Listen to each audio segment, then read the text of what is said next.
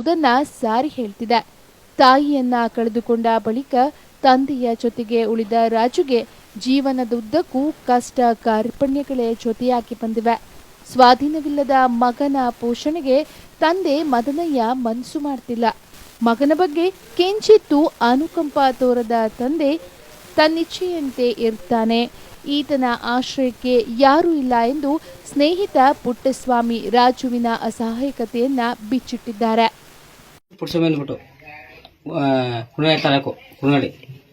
ನಿಮ್ಗೆ ತಂದೆಯವರ ತಾಯಿ ಇಲ್ಲ, ಅಣ್ಣ ತಿರೋಬ್ರು, ಇನ್ನೊಬ್ರು ಕೇಳಿದ್ರವ್ರ, ನೋಡ್ಕೊರು ಯಾರೂ ಇಲ್ಲ.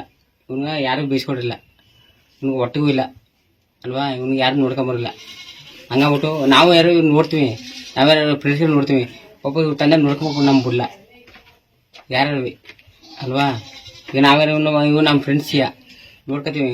ಇವ್ರ ತಂದೆ ನಮ್ಮನ್ನ ಇವ್ರಿಗೆ ಹೊಟ್ಟೆ ಅನ್ನ ತಂದು ಕೊಡ್ತೀವಿ ಅಂದ್ರೆ ಇವ್ರ ತಂದೆ ಏನಂತ ಗೊತ್ತಾ, ನನ್ನ ಮಗನ ನೀವು ಸಾಯ ನೋಡ್ಕೊಂಡ್ರೆ ಅಂತ ಇವ್ರ ತಂದೆ ಹೇಳ್ತಾರೆ.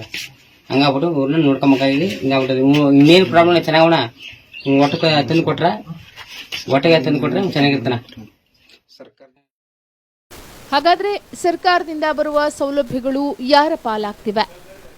ಅಂಗವಿಕಲ ವೇತನ, ಬಸವ ವಸತಿ ಯೋಜನೆ, ಅಂಬೇಡ್ಕರ್ ವಸತಿ ಯೋಜನೆಯು ಯಾರ ಪಾಲಾಗ್ತಿವೆ ಎಂಬ ಪ್ರಶ್ನೆಗೆ ಪಿಡಿಒ ಅವರೇ ಉತ್ತರಿಸಬೇಕಿದೆ.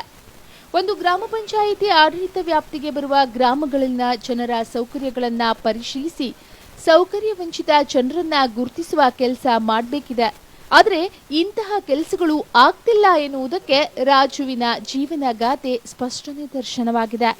ಚುನಾಯಿತ ಜನಪ್ರತಿನಿಧಿಗಳ ಮತ್ತು ಗ್ರಾಮ ಪಂಚಾಯಿತಿ ಅಧಿಕಾರಿಗಳಿಗೆ ಕಾಣಿಸದ ರಾಜುವಿನ ಸಮಸ್ಯೆ ಕರುನಾಡು ಯುವಶಕ್ತಿ ಸಂಘಟನೆ ತಾಲೂಕು ಅಧ್ಯಕ್ಷ ಮುನೀರ್ ಪಾಷಾ ಅವರ ಗಮನಕ್ಕೆ ಬಂದಿದೆ.